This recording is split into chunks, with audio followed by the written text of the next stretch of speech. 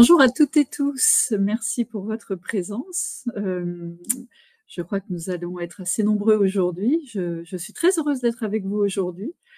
Eh bien, pour ne pas pénaliser ceux qui sont arrivés pile à l'heure, nous allons démarrer maintenant si vous êtes d'accord. Donc, les règles sont simples. Au fur et à mesure, si vous avez des questions, n'hésitez pas à la mettre dans le chat. Nous avons des modérateurs, Marie et Anne-Françoise, qui sont présentes, pas présentes à l'écran, mais qui sont présentes. S'il y a un problème technique, nous avons aussi l'assistance précieuse de Webikeo. Et nous serons sur une durée à peu près d'une demi-heure de présentation. Vous pouvez interagir, bien évidemment, et puis on réservera quelques questions à la fin. Je trouve que c'est intéressant aussi de pouvoir décliner ce cadre de pensée. Donc, c'est parti. Je suis Catherine Jacquet, directrice de projet sur mesure. Alors, chez Segos, il y a toute une activité sur mesure qui conçoit vraiment from scratch toutes les formations, et je suis plutôt sur le champ management, leadership et RSE. J'ai rejoint Segos après un parcours dans le conseil et également en collectivité locale aussi, il y a peu moins de 4 ans. Voilà pour ce qui est ma présentation. Très très rapidement, Segos, on aura 100 ans l'année prochaine. On est connu principalement sur le gros catalogue de formation qui est proposé sur plusieurs sujets, mais on est également très présent sur mesure. Notre objectif, c'est vraiment d'être sur des projets qui viennent accompagner les transformations en montant les compétences. On a un engagement sociétal assez important également. On va jusqu'à des solutions certifiantes, l'externalisation aussi de processus de formation, et à l'international, on est très présent également. J'ai des projets à l'international qu'on déploie avec un réseau très chouette. Voilà pour la présentation. Alors, nous allons parler de l'esprit critique. Pourquoi parler d'esprit critique? Comment identifier et dépasser les biais? Et puis comment l'appliquer, cet état critique, cet esprit critique, pardon, au management. Excusez-moi. Alors, pourquoi parler d'esprit critique? Si on prend une définition, on peut parler d'esprit ou de pensée critique. Globalement, quand on a travaillé sur cette question-là, même sur la partie catalogue, comment la définir? L'idée, c'est pas d'aller sur trop de définitions, mais la pensée critique, c'est l'art d'analyser et d'évaluer la pensée en vue de l'améliorer. Ça, c'est la définition basique. Mais moi, ce qui m'a intéressée, c'est un engagement. Je ne sais pas si certains d'entre vous ici, vous pouvez le mettre dans le chat, ont assisté à ce formidable cycle de conférences proposé par le sociologue Gérald Bronner à la Sorbonne. C'est vraiment sur le sujet. Alors, il y avait 4 sessions d'1 heure, filmées et retransmises a posteriori sur le site de la Sorbonne. On vous mettra les liens à la fin. Tout ce que je vous dis, vous aurez le PowerPoint, bien évidemment, et vous aurez les liens vers les sites et les références, parce que ce qui nous intéresse, c'est de diffuser cette pensée magique, merveilleuse de Gérald Bronner, que je pense être vraiment très original, très impactant, et il a offert quelque chose pour nous précieux. C'est comment aujourd'hui développer son esprit critique face au monde de la désinformation. C'est vraiment amener, je le cite, amener les participants à comprendre pourquoi la problématique de la désinformation est essentielle et fournir des outils pour s'en prémunir. Donc l'idée, c'est de travailler notre rationalité, apprendre à contrer les biais, les croyances limitantes, pour nous équiper contre les influences extérieures néfastes.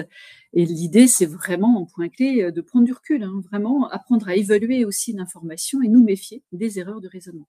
Alors, on a un engagement, ceux qui ont eu la chance de participer, parce que c'était un cycle gratuit, participer à ce cycle, notre engagement, c'était de porter à notre échelle cette analyse partagée pour éveiller, renforcer, créer un mouvement. Et ça, j'adore, créer un mouvement. Et ma question à l'issue de ça, c'était de me dire, dans le cadre de mon travail, alors il y a l'aspect RSE, mais plus globalement, au quotidien, dans les organisations, comment appliquer ça au management? Parce qu'on dit beaucoup de choses sur le management. On vient de sortir une étude sur les primo-managers. On voit qu'il y a parfois des écarts entre la perception des RH et les managers. On n'évalue pas toujours de la même façon, selon les mêmes souhaits. Et l'idée, c'est vraiment de pouvoir être équipé, de nous offrir un vrai équipement de prise de recul pour pouvoir être aussi dans une situation d'analyse critique perpétuelle. Alors, ce qui est intéressant, là, je voulais juste vous allez pouvoir répondre dans la zone de chat, selon vous, en combien de temps une théorie complotiste était générée en 2001, à la suite des attentats de New York, par exemple, et en 2015, à la suite de Charlie? À votre avis, est-ce qu'il y a un écart? Je ne sais pas si je vais essayer de regarder. Alors, certaines personnes n'ont pas de son, mais je crois que vous avez quelqu'un qui vous explique, effectivement. Donc, Au-delà des aspects techniques pour ceux qui m'entendent, je l'espère, est-ce que vous pensez 24 heures? Oui. Immédiatement, oui, intéressant. Quelques jours, 24 heures, effectivement. 2 minutes, 10 minutes, c'est très ouais, très bien. Moins de 6 heures. Merci pour vos réponses. 10 minutes. Bah, il y a du juste, hein, immédiatement, il y a beaucoup de juste dans ce que vous dites. Bah, écoutez, il nous a partagé ce document que je trouve très intéressant. Typiquement, jusqu'au septembre, il fallait à peu près 27 jours. Alors, il met les éléments de vérification, puisque la clé, c'est d'aller vérifier les informations et la source. Donc, jusqu'à aux attentats de 2001, il fallait à peu près 27 jours pour qu'émerge une structure, un témoignage complotiste, une version complotiste à un événement massif et dramatique. Progressivement, ça se réduit jusqu'à arriver en 2015 à 0 jour. En fait, c'est 20 minutes. En 20 minutes, il y a une théorie qui émerge sur l'un des réseaux quand on commence à analyser. Donc on voit que le temps s'est raccourci. Et ce qu'il nous dit, et qui est très intéressant, c'est que ça sert à rien de vouloir le contrer dans l'immédiat, puisqu'ils vont beaucoup plus vite. En gros, 1% des émetteurs de contenu complotistes négatifs alimentent 30% de ce que les réseaux sociaux vont nous proposer en théorie négative. Donc, on a beau essayer de venir contre-argumenter, c'est extrêmement compliqué. Donc, le savoir est déjà quelque chose d'intéressant. Ce qui est intéressant, c'est qu'il nous dit que les limites de notre rationalité sont importantes. Et très souvent, on a du mal à les dépasser. Elles peuvent être spatiales, temporelles, culturelles ou cognitives. Cognitive, on y reviendra plus tard. Culturelle, il faudrait un webinaire entier sur le sujet. J'ai extrait juste 2 slides que je trouve intéressantes parmi toutes les slides très intéressantes qu'il nous a proposées. Les limites spatiales, c'est quoi? On va voir quelque chose qui est potentiellement vrai. Et la vraisemblance va nous permettre d'aller très vite. C'est vrai, vous voyez, si j'ai ce cylindre vu sous un angle, c'est un carré. Vu sous un autre angle, c'est un rond. Mais la vraisemblance, c'est vraisemblable, c'est plausible, c'est pas la vérité. Et c'est ça le problème face à des informations larges, variées, diverses, et les biais vont arriver directement. C'est pas la vérité, c'est vraisemblable. Tout le monde a raison dans l'absolu. Mais ce qui est important, c'est d'aller chercher la vérité. La vérité nécessite un petit effort. Sur la logique temporelle, si je vous dis très vite, faites vite le calcul de tête, tout de suite là, allez-y, on voit bien que c'est pas possible. Vous n'allez pas tout de suite, là, maintenant, me sortir 40 230, ce qui est le résultat final. Moi, je suis passée par une calculette pour vous le proposer. Voilà, donc les limites rationnelles, elles sont réelles. Les limites à notre rationalité, je veux dire, elles sont réelles et il faut les avoir en tête. Il ne faut pas se croire surpuissant, il faut en avoir conscience, les retravailler en permanence. Donc ce que dit Gérald Bronner et que j'aime beaucoup, c'est que faisons attention à ce point-là. C'est une phrase qu'il cite et que j'aime beaucoup. L'impression de savoir est plus nuisible à la connaissance que l'ignorance elle-même. L'impression de savoir est plus nuisible à la connaissance que l'ignorance elle-même. Et parfois, quand on est manager, l'impression de savoir ou l'injonction de ne pas savoir, vous n'avez pas le droit de ne pas savoir, on doit avoir une réponse à tout, ça peut être nuisible. Parce qu'on ne sait pas, la plupart du temps qu'on ne sait pas, ou à force de répéter, c'est compliqué. Donc l'idée dans le fait d'aller questionner son esprit critique, ce n'est pas de douter de tout, bien évidemment, hein, l'idée n'est pas de douter de tout, mais c'est d'avoir conscience de ses biais et aussi de l'influence du contexte pour agir dessus avec méthode. Alors lui, identifie un certain nombre de biais, notamment la pensée paresseuse. Et ce que je trouve intéressant avec cette notion de pensée paresseuse, il appelle ça aussi l'avarice cognitive. C'est qu'en fait, c'est difficile de prendre le temps de suspendre nos jugements, et nous devrions le faire, suspendre nos jugements pour poser rationnellement une analyse. La tendance, c'est qu'on suit nos intuitions sans les remettre en question, de façon paresseuse. Et ce qui est compliqué, c'est de réussir, selon lui, et ça j'aime beaucoup, c'est à domestiquer nos raisonnements intuitifs. Parce qu'on a tendance à être dans une logique beaucoup plus paresseuse, à aller chercher ce qui est facile. Et puis, dans les biais motivationnels, ce que je trouve très intéressant aussi dans ce qu'il nous propose, c'est attention au désir et à la réalité. Souvent, on confond nos désirs et la réalité. Et parce que je pense que ce que je veux doit être la réalité, je considère qu'il est important que tout le monde obéisse, et c'est pour ça que je fais du micromanagement, parce que c'est ce qu'on m'a proposé de faire. Non, la réalité, elle est beaucoup plus complexe. par rapport à la culture d'entreprise dans laquelle tu es, par rapport à ton background, par rapport à la culture des gens que tu as à manager. Peut-être qu'il faut que tu domestiques ton désir pour te coller à la réalité, aller questionner, aller interroger, voir les cadres de référence. Le cadre de référence, il est important aussi. On a des logiques différentes les uns les autres qui doivent réussir à venir dialoguer. Il parle aussi des biais plus classiques, le biais d'optimisme, le fait de vouloir, notamment quand on est en collectif, vouloir proposer quelque chose de beaucoup plus optimiste que la réalité, le biais de confirmation, aller chercher des informations qui viennent confirmer mon point de vue. Donc l'idée ici, et c'est intéressant, alors c'est pas forcément d'aller uniquement détecter les biais, mais c'est aussi de créer un environnement où on peut douter, argumenter, questionner, et au final créer une sécurité psychologique, ce qui va être important. Donc on est sur cette notion de culture du doute, la culture du doute méthodique. C'est ça que j'aime chez lui, la culture du doute méthodique.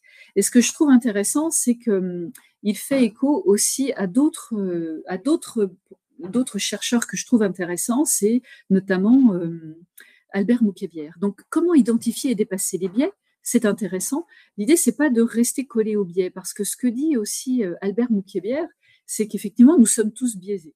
Je vous invite, et vous irez voir, il y a ses livres, mais il y a aussi le formidable podcast de Sismic dans lequel il parle de son dernier livre, Neuromania. Mais dans celui que je vous cite, c'est Votre cerveau vous joue des tours, j'aime bien sa définition. Les biais sont des détours que fait votre cerveau pour prendre des décisions ou porter des jugements de façon laborieuse, plutôt qu'en passant par un raisonnement analytique, qui tiendrait compte de toutes les informations pertinentes à notre disposition. Ils sont rapides et utiles, mais ils peuvent aussi être à l'origine d'erreurs de jugement, et la liste des biais ne cesse de s'étoffer. Ça, c'est intéressant de l'avoir en tête, parce qu'effectivement, il y a aussi un petit problème de sémantique. On a tendance à aller rapidement. Je vous ai donné des éléments intéressants aussi pour aller creuser vous-même tous ces sujets, parce qu'on a tendance à réduire les biais d'une certaine manière, et le petit site internet des chercheurs formidables canadiens, Shortcogs, le site s'appelle Raccourci en français ou Shortcogs en anglais, donne des définitions assez précises. L'heuristique, c'est le raccourci mental utilisé pour prendre une décision rapidement et sans effort. Et elle est souvent utile, mais pas toujours précise. Donc souvent, on confond heuristique et biais. Le biais cognitif, c'est souvent une erreur de jugement qui découle parfois de l'usage d'une heuristique dans un mauvais contexte. Je ne vais pas faire la maligne, je ne suis pas neuroscientifique. Par contre, j'ai bien analysé tout ça. Et ce qui est intéressant, c'est que je vous donne de la matière. Et selon Albert Moukébière, que vraiment je trouve pour moi, avec Gérald Bronner, les deux chercheurs qui vont le plus loin et qui osent casser les codes aussi, ça c'est important.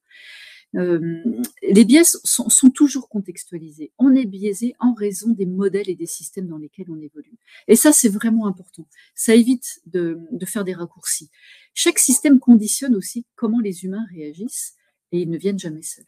Donc, ils nous aident à aller chercher les informations qui nous remettent en consonance cognitive face à des dissonances difficiles à tenir. Et il dit quelque chose d'extrêmement intéressant, c'est qu'en fait, les biais, la plupart du temps, on est tous biaisés parce qu'au final, on cherche à remettre de la cohérence dans un univers qui peut être stressant, inquiétant, et en fonction de là où on vient, un biais ne va jamais traduire une façon de penser, une façon d'être. C'est pas psychologique, il est contextuel, et ça j'aime beaucoup. Il y a une approche systémique, et c'est ce qu'on attend aussi des managers. Hein, on est d'accord. C'est ça qu'on attend pour être vraiment en phase avec tout ce qu'on a à faire en tant que manager. C'est une remise en contexte, une remise en sens, et pas être sur des analyses beaucoup trop individualistes. Donc, on ne sait pas si on peut avoir moins de biais, mais il est possible de développer un raisonnement critique sur des bases partagées pour faire évoluer nos perceptions et nos réactions. C'est ça comme message que je trouve extrêmement intéressant. Je me suis basée sur le codex des biais que certains d'entre vous doivent connaître, créé en 2016 par le MIT, qui sera accessible sur le PowerPoint que je vous partagerai, et qui dit en gros que ces heuristiques, ces biais, ces heuristiques, c'est plutôt ces heuristiques répondent à 4 besoins vitaux que nous avons toutes et tous.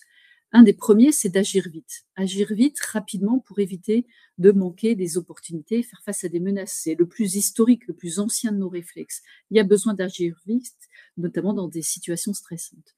Il faut aussi qu'on donne systématiquement du sens à nos actes.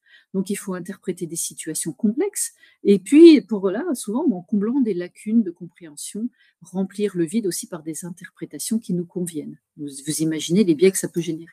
Il faut aussi traiter beaucoup d'informations, filtrer les informations qu'on juge essentielles, et souvent on ne va pas s'attarder sur les détails. Et bien évidemment, la chose la plus importante, et là ça devient presque, quelque chose de titanesque, hein, c'est de mémoriser ce qui est important face au flot immense d'informations. Donc ça, voilà, en gros, comment on peut réduire nos observations à des points clés pour économiser la dépense d'énergie du cerveau.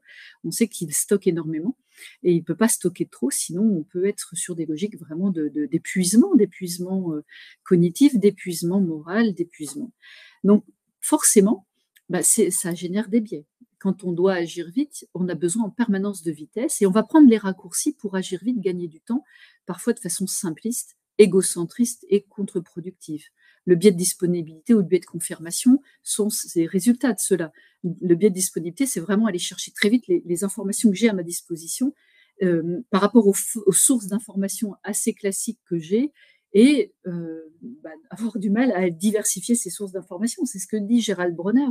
Si vous voulez renforcer votre esprit critique, arrêtez d'aller chercher les mêmes choses aux mêmes endroits, ouvrez large, partagez les points de vue.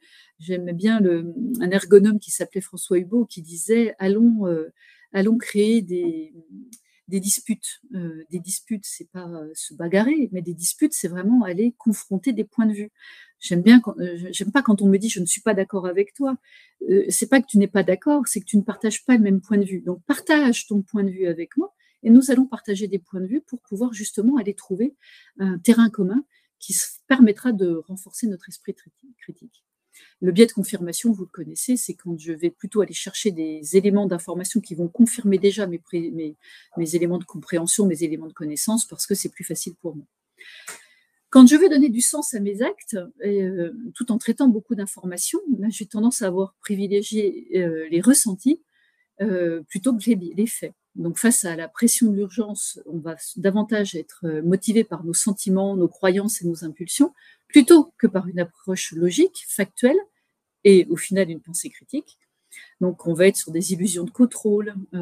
Voilà, j'ai l'impression vraiment de contrôler ces informations-là parce que souvent on laisse place à nos intuitions. Et c'est ce que disent Bronner et Moukébière, c'est qu'à un moment donné, l'intuition, elle ne vaut pas véracité. Des biais de justification aussi postérieurs, c'est qu'à un moment donné, a posteriori, je vais essayer d'aller chercher les arguments qui viennent renforcer les informations. Et puis, par rapport à ces logiques de traitement d'information, je vais avoir la tendance à simplifier et puis à générer aussi des effets pervers des groupes avec des effets de cascade parce que le collectif va m'influencer aussi. Il y a quelqu'un que j'aime beaucoup aussi dans Les décisions absurdes de Christian Morel. Le tome 2 des décisions absurdes est extrêmement intéressant parce que il analyse pourquoi on prend des décisions complètement stupides. Donc, ça vient chercher aussi des éléments de la pensée critique parce qu'on est influencé par le groupe, la pensée de groupe, le fait de vouloir être conforme. J'ai pas envie de me sentir à l'extérieur et d'un seul coup, on pourrait presque devenir stupide collectivement par peur. Et puis, quand il faut mémoriser ce qui est important, eh bien, on peut avoir une vraie grosse surcharge d'informations. Et là, on rejoint ce qu'a voulu faire Gérald Bronner, c'est-à-dire face à cette surenchère, cette surcharge énorme d'informations, il faut aussi prendre du recul.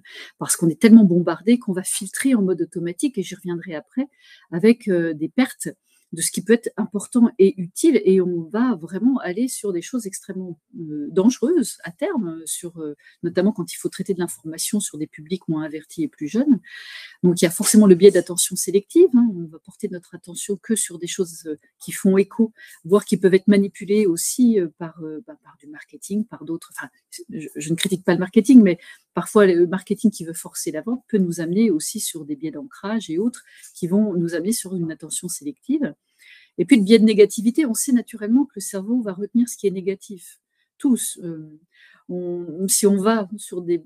Voilà, si je vous dis pensez à quelque chose dans votre expérience qui vous a marqué, à titre de manager par exemple, très souvent, on peut aller chercher plutôt ce qui était négatif que ce qui était positif. Et il faut aller rechercher, faire un effort pour aller voir là où j'étais vraiment en pleine possession de mes moyens et de façon très positive. Et je vous ai fait une synthèse des travaux de Shortcox. Je ne vais pas rentrer dans le détail, mais c'est pour que vous puissiez la voir. Mais ce qui est intéressant, On le voit, ils font un travail formidable. Ce sont des jeunes chercheurs en neurosciences, sciences du comportement, et qui donnent accès à leur site comme voilà, un open source et qu'on peut venir incrémenter nous-mêmes.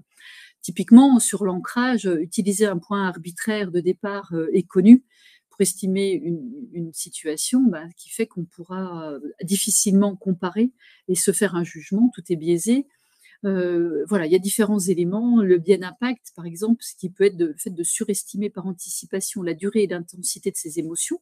Oh, ça va avoir tel impact, du coup, on va perdre du temps ou mobiliser de façon excessive certains aspects, alors que non justifiés, notamment en termes des émotions. On va se laisser dépasser par des émotions, alors que si on avait rationalisé, on aurait pu se dire, tiens, dans telle situation, là, je vais présenter un webinaire. Vous êtes nombreux, je veux présenter le mieux possible. Par anticipation, je vais me dire, mince, et si j'ai du bruit autour de moi, des gens qui font du bruit, et si d'un seul coup je bafouille, alors qu'en fait, je sais que j'ai sécurisé mon environnement, c'est pas le premier que je fais, je sais que vous êtes attentif aussi et bienveillant, et en rationalisant, je me dis, il n'y a rien de dramatique dans ce que je présente, c'est juste un partage de connaissances, et s'il y a un petit peu de bruit autour de moi, ou s'il y a un petit peu de choses qui vont, voilà, techniquement pas bien, je sais qu'il y aura des régulateurs, et j'ai pas besoin de surestimer l'impact de ce que nous allons faire ensemble. Voilà, donc ce qui est intéressant, on connaît tous, je pense, système 1, système 2 de Kahneman, vous savez, la façon en mode automatique ou en mode adapté, mais j'ai une préférence pour les travaux de Jacques Fradin avec à l'Institut de médecine environnementale. Il a créé le GIECO. Pour ceux qui connaissent, c'est l'équivalent du GIEC, mais pour faire évoluer les comportements. Il travaille sur les facteurs humains, l'élément humain. Il y a une fresque qui est très intéressante et j'adore ces travaux sur les modes mentaux.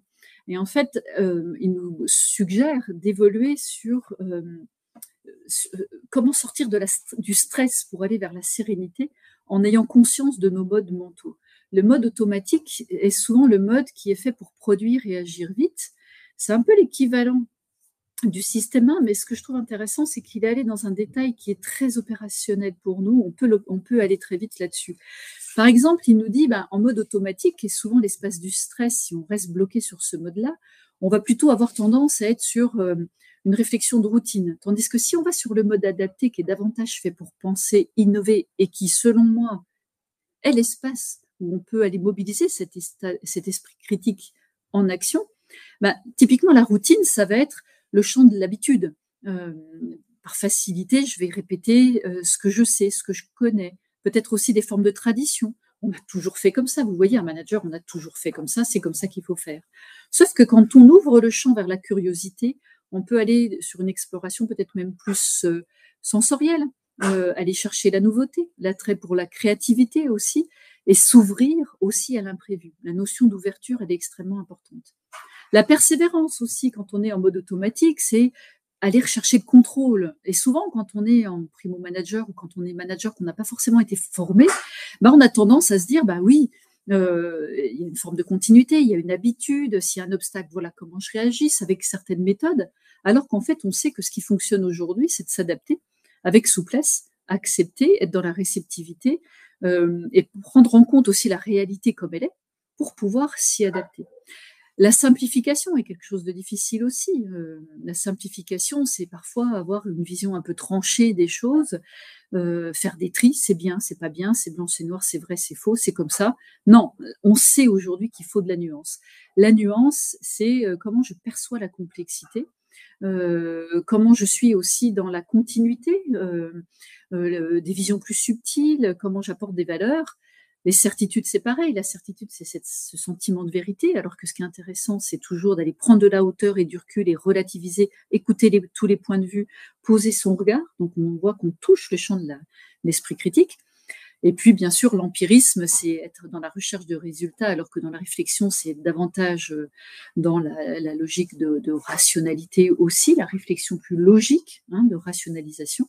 Et ce que je trouve intéressant souvent, et on ne s'en rend pas compte, c'est qu'on peut être dépendant de l'image sociale, ce qui peut générer des biais. Alors, ce qui est intéressant, c'est d'être dans l'opinion personnelle avec une prise de risque qui est plus assumée, une capacité à s'individualiser. Et pour ça, assumer des points de vue qu'on vient étayer. Et pour aller les étayer, je reviens vers ce que dit aussi Gérald Bronner, c'est d'aller chercher, diversifier ses sources et être dans la culture aussi du doute méthodique. Donc, ce que propose Jacques Fradin offre aussi un premier cadre d'analyse dans ma façon de fonctionner, dans mes prises de décision de doute méthodique. Alors, comment on applique cet esprit critique au management? C'est pour moi, bien évidemment, on le voit beaucoup et on a des demandes de plus en plus, une opportunité pour le management parce qu'on a un contexte qui évolue et une posture qui doit s'adapter. L'esprit critique ne se limite pas à détecter les biais. C'est une part importante, mais ça ne se limite pas à ça parce que les biais, de toute façon, sont contextualisés et ils sont liés à un système, donc on doit aussi comprendre ce qu'est ce système. Et ce qui est important, c'est ce qu'on attend aussi d'un manager, c'est de créer un environnement où on peut questionner, argumenter, douter ensemble. D'où l'importance de l'esprit critique. Et on voit que ça remobilise le rôle du management versus le rôle du leader, quelque part. On attend du manager souvent qu'il y ait une part de leadership. Et le leadership, pour moi, c'est la capacité à révéler le potentiel de l'autre et pas faire du micromanagement pour faire rentrer les gens dans des cases. Pour moi, c'est fondamental. Parce que c'est comme ça qu'on est vraiment sur des logiques davantage d'innovation et de coopération. Donc cette posture, bien évidemment, appliquer l'esprit critique pour organiser l'intelligence collective, c'est quelque chose d'extrêmement important. Ça se fait avec rigueur et exigence, et c'est pas fermeté et autorité. La rigueur et l'exigence, c'est-à-dire que je dois avoir aussi ma propre méthode, comprendre comment je fonctionne, quels sont mes travers. Moi, je le fais en permanence. C'est difficile de connaître ses biais. Je sais que je fais partie d'une génération qui a peut-être parfois à prendre pour acquis des choses qui ont été définies par le passé. Et pourtant, je sais que j'ai une petite aversion à l'autorité. Donc, comment je reste dans le cadre tout en sortant? Il y a aussi, comme on l'a vu tout à l'heure, l'ouverture à l'incertitude et à la diversité. Je travaille beaucoup les sujets d'allyship en ce moment, d'alliance, parce que au-delà de la diversité et de l'inclusion, il y a comment on crée un sentiment d'appartenance. Il y a le courage d'arbitrer aussi entre différents points de vue et de pas trancher net, c'est entendre et écouter, et puis expérimenter du droit à l'erreur concrètement, vraiment, et des feedbacks constructifs.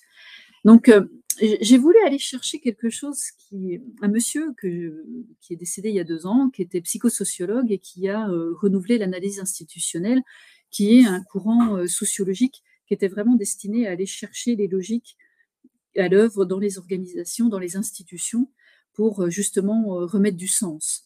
Et lui partait d'un modèle de socialisation. En gros, on a 4 espaces de socialisation qui sont le champ de ce qui est essentiel, le lieu de l'origine du sens, de l'identité, c'est pourquoi on est en sens. De là découlent les exigences, c'est le lieu de l'éthique et de la règle. Qu'est-ce qu'on a à faire ensemble, vraiment concrètement, et comment ça s'organise, et qu'est-ce qui est important. Si tu es ici, c'est que tu acceptes une forme de culture, donc il y a un certain nombre d'exigences qui vont se traduire par des contraintes, qui sont souvent le lieu du règlement. Et ces contraintes, si je les respecte, j'ai des sanctions positives, si je ne les respecte pas, j'aurai des sanctions négatives. Donc c'est souvent les sanctions le lieu de l'approbation et de la réprobation. Donc, dans ce qu'il dit que je trouve passionnant, c'est il y a cet espace du sens et du pourquoi. Là, on va essayer de comprendre et se confronter parfois. C'est qu'est-ce qui fait sens? Et puis, il y a l'espace du faire, vous voyez, avec les contraintes et les sanctions, c'est l'espace du comment, le pourquoi et le comment. Et vous voyez, souvent en tant que manager, on est attendu sur le comment. Comment, comment, comment. Comment je passe la stratégie vers l'opérationnel, et puis si on ne suit pas, comment je vais sanctionner et poser des contraintes. C'est aussi le lieu du pouvoir et du contre-pouvoir, vous voyez. Et souvent, il y a une ligne de démarcation. Si on n'est que dans le champ de la contrainte et des sanctions, on va se désocialiser parce qu'on va perdre du sens et on va perdre cette notion d'exigence positive. Et ça, c'est embêtant. Et c'est là que ce qu'il nous dit, et qui est très intéressant, et que je voulais vous partager, c'est que dans ce lieu d'exigence et de contrainte qui dialogue en permanence, c'est vraiment l'espace de négociation pour la remise en sens. L'essentiel est acquis. Si on est sans arrêt en train de dire « Oh oui, mais revenons vers le sens », à un moment donné, on perd les gens. Opérationnellement, c'est quoi? Ok, le sens est acquis. Et la plupart des temps, les gens sont, quand ils restent dans une entreprise, durablement, c'est qu'ils sont en accord et ils s'approprient même cette institution. Mais le problème, c'est que la façon parfois dont on va réorganiser les choses, remettre en place des procédures, à un moment donné, comment on passe du comment au pourquoi, c'est souvent là que c'est pas OK et que ça pose problème et qu'il peut y avoir des injonctions contradictoires, des dissonances cognitives et opérationnelles Et c'est là que parfois on peut perdre les managers. Parce que si le manager décide de rester dans l'espace du faire et du comment, bah, au final, on va être que dans de la sanction. Et la sanction, c'est simple, c'est à un moment donné, si je rate mon train parce que j'ai pas respecté la contrainte horaire, l'exigence étant que pour satisfaire un grand nombre de personnes, il faut que les trains partent à l'heure, c'est le principe même du sens d'un service public, bah, ma sanction, c'est qu'elle sera négative, je rate le train. La sanction positive, si je suis à l'heure et que je respecte ça, tout ira bien. Donc dire que la SNCF est toujours en retard, moi je veux bien, mais je prends tout le temps des trains au moins 2 ou 3 fois par semaine et les 3 quarts du temps, si je suis à l'heure, je ne rate pas mon train, il n'est pas très souvent en retard et ça fonctionne bien. Vous voyez le sens. Alors appliqué au management, c'est aussi sur les logiques de comment on met en place une nouvelle procédure. Très souvent, on veut des nouvelles procédures pour harmoniser des pratiques, typiquement par rapport au reporting, moins de reporting trop opérationnel, mais quelque chose qui remette en sens, mais revenir sur le sens, parfois c'est compliqué. On va mettre en place quelque chose qui aura été acté collectivement, et puis certains vont être en mode un peu déviant par rapport aux contraintes, parce que c'est bien beau, mais le règlement, moi, j'ai pas rempli le tableau de bord parce que je sais, j'ai tout en tête, sauf qu'à un moment donné, la sanction, c'est que les outils ne sont pas utilisés et que ça pénalise globalement le collectif. Donc ça, c'est quelque chose que je voulais vous partager. Alors, l'analyse institutionnelle peut parfois être décriée, mais je l'aime bien parce que je trouve qu'elle est plus que jamais d'actualité aujourd'hui. J'envisage de retravailler ce sujet-là parce que pour moi, ça a été assez fondateur. En fait, l'apport de l'analyse institutionnelle aujourd'hui, alors pareil, je ne vais pas rentrer dans cette slide, je vous la partagerai pour que vous puissiez avoir des éléments intéressants, c'est qu'elle invite à se décentrer de l'individu ou de l'organisation parce qu'on a tendance à croire que si ça ne va pas, c'est l'individu. On va travailler l'individu ou l'organisation. Bon, on va reformater l'organisation. Alors que c'est le système institutionnel qui est important. Donc l'idée, c'est de réduire aussi tout ce qui focalise les mots sur l'individu. L'analyse institutionnelle souvent propose une analyse critique des outils, des règles, des normes établies, des rôles aussi prescrits, parce que très souvent, on se conforme, on va rester sur tout ce qui est lié au statut et à la fonction, alors que ce sont les rôles qui sont importants. Et puis les routines managériales qu'on ne re-questionne pas, alors que c'est là que peuvent se révéler les logiques contradictoires qu'il faut re-questionner. Voilà, donc il y a pas mal de choses que je vous ai mises ici et que vous pourrez aller creuser. Mais ce que j'aime dans l'analyse institutionnelle, c'est qu'il y a ce qui est institué, posé par l'institution et les instituants.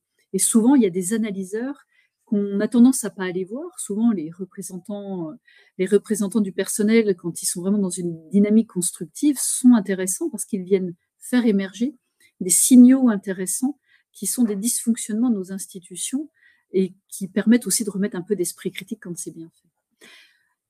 Alors, peut-être quelques petits outils aussi, parce que c'est important. Moi, j'aime bien la technique du mémo écrit dans les réunions d'équipe pour se dégager de cette pensée moutonnière et des biais de conformité, parce que vous savez, quand le manager dit ou quand les leaders ou quand les gens importants parlent, très souvent, ça provoque des biais, des effets de cascade et tout le monde se tait. Donc, la chose la plus intéressante qu'il faudrait faire, notamment dans des réunions où on veut avoir des idées intéressantes de tous et toutes, en préparation de la réunion, on écrit un petit mémo court sur la décision qui sera à prendre. Voilà le contexte, voilà la décision qu'on a à prendre. J'ai un point de vue, mais pour le moment, je ne vais pas vous le donner. Je voudrais que chacun d'entre vous posiez par écrit un argument pour argumenter et un argument contre que vous auriez aussi argumenté. Chacun lit son argument pour et son argument contre, et seulement une fois que tout le monde a lu, la discussion peut débuter.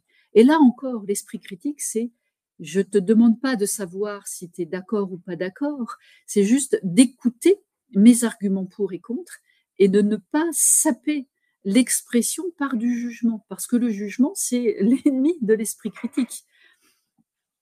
Dans des travaux pratiques, là, ce qui pourrait être intéressant pour vous là, dans les semaines, jours ou semaines qui viennent, c'est en règle générale, l'esprit critique est mobilisé dans un certain type de situation clé. Quand j'ai besoin de faire preuve d'ouverture, j'accueille quelqu'un ou j'ai besoin d'être sur une ouverture d'esprit sur des points de vue différents parce que je viens de constater un point de blocage. Quand il faut que je réorganise ou que je planifie des activités un peu compliquées et que je rassemble des gens autour de moi. Dans la pensée stratégique aussi, parce que je sais que la stratégie a évolué, on est en changement continu et là, j'ai vraiment besoin d'opérationnaliser cette stratégie et ça peut parfois être compliqué. Je sais qu'un tel va pas être d'accord, je sais qu'un tel, faut que l'embarquer parce que c'est compliqué. Bref, quand il faut prendre aussi une décision très rapide, quand je dois faire preuve de créativité ou, le plus souvent, quand je dois résoudre un problème important. Mais écoutez, ce que je vous propose, c'est cet outil-là. Les 5 étapes pour exercer son esprit critique au quotidien. Quand vous êtes face à une situation compliquée dans les jours qui viennent, c'est se dire, alors, j'ai quand même assisté à ce webinaire, comment je le concrétise? Déjà, je vais m'arrêter et je vais réfléchir. Je vais déterminer vraiment ce qui se passe, essayer qu'est-ce que je veux accomplir? Qu'est-ce qui me pose problème? Pourquoi j'ai ce blocage-là? Qu'est-ce qui fait que j'ai quelque chose intuitivement qui va pas? Donc, je vais pas laisser parler mon intuition, je vais l'opérationnaliser. Je me suis déjà retrouvée dans telle situation, je sais que j'ai tel risque et tel enjeu. Je vais essayer, en deuxième temps, de reconnaître les hypothèses. Faire la distinction entre les faits et les opinions à ce stade-là, c'est important. Je vais aller rechercher les hypothèses ou les logiques implicites. Je vais aller vérifier voilà, qui m'a posé question, quelles sont les autres voix que j'ai pu entendre, qu'est-ce qu'on a été interrogé sur ces problématiques-là. Ensuite, je vais aller évaluer les informations que j'ai à ma disposition, de quoi j'ai besoin, qu'est-ce qui est pertinent, qu'est-ce qui est exact, est-ce que j'ai été vraiment creusé? Si je suis allée regarder du côté de l'IA, est-ce que j'ai utilisé plusieurs IA? Est-ce que je suis allée voir ChatGPT, peut-être Mistral, peut-être Claude, peut-être des IA locales, enfin françaises, pour avoir plusieurs points de vue. Et puis à partir de là, je vais aller les challenger un peu et puis je vais aller réouvrir. Tiens, tel livre qui a été important pour moi, tel cadre de référence, parce qu'on parle aussi de cadre de référence, hein, c'est important. Et puis après, je vais en déduire et tirer des conclusions. Est-ce que cette conclusion-là s'accorde avec les faits que j'ai analysés précédemment? Est-ce que la conclusion découle logiquement avec ces informations que j'ai? Est-ce qu'il manque encore des choses? Et puis, je vais pouvoir mettre en place et communiquer alors un plan d'action ou des logiques d'action. Qu'est-ce que j'ai envie de mettre en place? Quelles ressources vont être nécessaires? Qu'est-ce que je vais avoir besoin de faire passer comme idée clairement? Voilà. Ça, c'est un outil que je vous invite à mettre en pratique. C'est simple. Il est issu d'une formation qu'on propose sur l'esprit critique. Voilà, mais ça, je pense, sur la pensée critique, ça, je pense que c'est important que vous puissiez l'avoir en tête. Je vous avais promis une demi-heure, il est déjà 36 minutes, mais je vais aller regarder les questions. En conclusion, ce que je voulais que vous reteniez, c'est que pour moi, hein, c'est pour moi, l'esprit critique, c'est une posture managériale qu'on doit renforcer. Pour moi, c'est une posture. C'est une compétence, mais c'est aussi une posture. Et on doit la renforcer continuellement, en priorité à titre individuel. Donc ça s'exerce. Tout le monde le dit, que ce soit Moukébert ou que ce soit Bronner, ça s'exerce continuellement. Et l'esprit critique, c'est de se dire, je pense à ça, mais les faits, où sont les faits? Je vais aller ouvrir. Je sais que je suis naturellement biaisée dans ce contexte, voire dans cet environnement collectif. Pourquoi? Ok, je vais essayer de le travailler. Donc, la condition, c'est de dépasser la seule logique des biais individuels pour analyser aussi les systèmes. On le voit beaucoup en ce moment. Ce système-là, cette culture-là, où est-ce que je vais, où est-ce que j'en suis? L'esprit critique actif est aussi un levier d'innovation managériale, en fait, tout simplement parce que ça permet aussi de développer davantage de subsidiarité. Vous savez, vous qui êtes là sur le terrain, qu'est-ce que vous savez que je ne sais pas? Dialoguons, ouvrons des espaces collectifs de dialogue, parce que moi, manager, j'ai peut-être aussi besoin d'apprendre, besoin d'évoluer. Donc, la subsidiarité peut être quelque chose d'intéressant à ce stade-là. Et puis, appliquer collectivement, c'est une posture qui repositionne le manager, comme dirait Frédéric Fréry, qui est professeur à l'ESCP, et il parlait de ce sujet-là dans un de ses webinaires, je vous l'ai mis sur le Xerfi Canal, c'est le repositionner comme le gardien de la lucidité collective, parce que l'intelligence collective peut être stupide aussi si elle est malmenée. Elle peut arriver à des effets pervers des groupes, alors que cette lucidité collective, c'est aussi le rôle qu'on attend d'un manager qui se positionne dans une posture peut-être plus de leadership. Donc l'esprit critique, s'il fallait retenir une chose in fine, l'esprit critique n'est pas une posture de défiance ou une compétence comportementale lourde à acquérir coûte que coûte, mais c'est bien un acte de responsabilité individuelle et collective, c'est quelque chose qu'on éduque, tout simplement. Et c'est ça que fait avec nous Gérald Bronner, on s'éduque collectivement et individuellement, pour apprendre à se poser et poser les bonnes questions au bon moment et aussi aux bonnes personnes. Voilà ce que je voulais vous partager de ma réflexion. Si vous voulez aller plus loin, et voilà, on m'a proposé ici quelques formations qui ont été faites et qui font écho à ce que je vous ai dit. L'approche systémique, qui est très bien faite, c'est important, développer sa pensée critique. Il y a aussi, si on veut aller encore un peu plus loin, comment concilier bienveillance et exigence, on va toujours travailler un peu sur les biais. Et puis l'intelligence artificielle au service du manager, parce que là, on a besoin d'esprit critique et d'éthique. J'avais travaillé à une époque sur le livre blanc de l'éthique managériale que j'ai retrouvé là récemment en préparant ce webinaire. Et ce qui est intéressant, c'est qu'il y a 4 valeurs cardinales pour le manager éthique: le courage, l'humilité, l'exemplarité, mais aussi l'esprit critique et la réflexivité. C'est vraiment cette capacité à s'interroger sur les actions qu'on mène dans l'organisation, soi-même, ses actions, mais aussi ce qui est beaucoup plus global et systémique. Je vous invite à aller regarder aussi de ce côté-là. Et c'est vrai que c'est important de pouvoir sortir de ces logiques de pensée automatique et alternative. Et un des éléments importants, c'est vrai que dès que je ressens trop vite, c'est qu'il y a un problème. Je dois d'abord me poser comme question pourquoi cette personne me dit ça, pourquoi je ressens ça, rationaliser son ressenti pour pouvoir aller après sur les faits. Mais si on démarre souvent par le ressenti, on est souvent sur des choses qui peuvent être compliquées. Voilà, écoutez, il nous reste que 5 minutes puisque nous étions sur 45 minutes. Hein. Excusez-moi, effectivement. Je vais revenir sur les questions que vous nous avez mis en exergue. Alors, dans toutes les questions, en mode automatique peut être adapté à certaines situations. Non. Oui, tout à fait. En fait, le mode automatique, c'est vraiment la capacité qu'on a à répondre très vite. Et on a besoin d'être en mode automatique. Kahneman dit que 95% du temps, on est en mode automatique. C'est pour prendre des décisions efficaces et rapides. Donc, bien évidemment, le mode adapté, c'est plutôt la prise de recul quand on doit être sur des décisions plus complexes. Donc, en général, vous savez, les modèles sont souvent caricaturaux, d'où l'importance pour vous de vous réapproprier tout ça et pour pouvoir être vraiment sur quelque chose qui vous correspond. Il n'y a pas qu'empirisme versus réflexion que je trouve davantage à remettre en question. Oui, intéressant Aurélie, on pourrait en discuter. Alors oui, le manager gère et le leader embarque, mais aujourd'hui, on se retrouve avec des difficultés. C'est qu'un manager qui fait que du management de base, que du cadrage, peut être amené parfois, s'il ne fait pas attention, à être sur du micromanagement ou de la gestion de reporting, de la gestion d'indicateurs et d'objectifs. Le leader embarque, mais la posture de leadership d'un manager, pour moi, elle est importante parce que non seulement elle embarque, mais elle est aussi en capacité de voir là où se situe le potentiel des personnes avec qui il ou elle travaille et de pouvoir aller appuyer là-dessus et de les embarquer. Oui, alors je suis pas allée jusqu'aux croyances et aux émotions. Hein, c'est complètement essentiel, effectivement, Alexis, d'aller sur, travailler sur ses croyances. Mais je pense qu'on pourrait faire carrément un atelier d'une demi-journée sur ça. C'est quoi mes croyances, comment les déconstruire, et puis mes émotions. L'idée, c'est pas de nous lisser toutes et tous, parce que ce serait moche et les robots s'en chargeront d'ici quelques décennies. Mais l'idée, c'est de se dire en quoi mes croyances et peut-être mes émotions mal maîtrisées peuvent avoir un impact négatif sur cette prise de recul et cet esprit critique qu'on a besoin. Si je devais choisir une lecture à vous conseiller, moi j'ai beaucoup aimé. En fait, les livres fondamentaux de Bronner sur l'esprit critique et puis de Bouquet-Bière, Neuromania notamment, le dernier livre qui vient de sortir, sont vraiment très intéressants. Ça, je pense que ça vous permet d'aller vite. Et puis, dans les transports, écoutez les podcasts, réécoutez les 4 conférences de Gérald Bronner. Elles s'écoutent bien. Vous aurez les liens aussi dans le document que je vous partagerai. Et puis, le podcast de Sismic, justement, de Bouquet-Bière, qui est vraiment très intéressant. Donc, quel type de questions peuvent être utilisées à chaud lors d'une présentation d'une équipe projet? Alors, si on revient sur les 5 étapes, ce qui peut être intéressant, vous dites, Vincent, à chaud lors de la présentation d'un projet en réunion.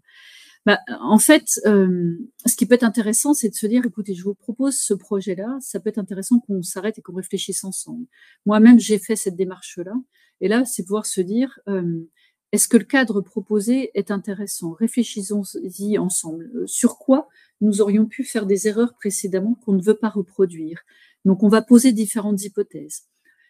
Si vous pouvez aller chercher d'autres informations, on peut même faire une petite bataille en équipe avec l'IA pour aller questionner ce type de projet. Quel serait l'avocat du diable, la meilleure façon de nous planter collectivement?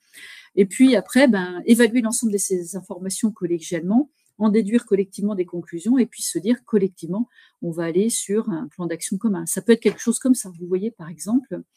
Et puis lutter sur le micromanagement, ça je suis d'accord avec vous, le micromanagement souvent, en fait c'est difficile et l'analyse institutionnelle, c'est Louraud et la Passade, je vous invite à aller regarder ça. Ce qui est intéressant, c'est que très souvent, quand on va sur le micromanagement, c'est qu'on est sur le cadre vraiment du faire pur, c'est qu'on va vouloir aller chercher ce qui nous rassure et puis parfois une peur de l'autorité. Donc ce qui est intéressant pour lutter contre le micromanagement, c'est où sont mes peurs, où se situent mes peurs qui font que je me sens obligée aussi d'obéir à des injonctions qui ne me vont pas. Donc accompagner, renforcer, créer des espaces de dialogue et sécurité psychologique, ça c'est important.